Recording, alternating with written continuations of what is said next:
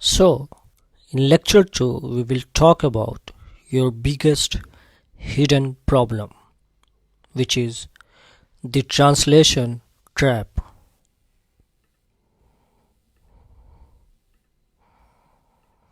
Most advanced learners don't realize this, but they are doing one thing constantly. They think in English and translate into Hindi, even if the translation is grammatically correct. It sounds unnatural. Let me show you what I mean. English logic. I was not able to understand what he was trying to say.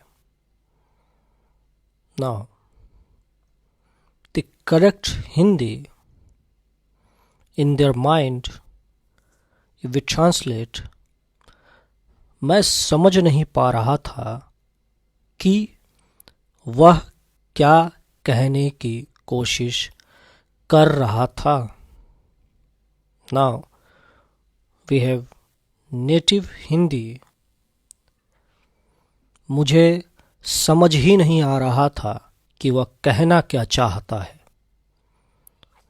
So both are correct, but only one sounds natural. Now, the question is why?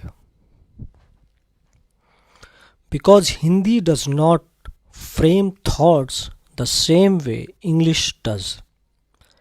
Native speakers don't translate, they construct meaning differently.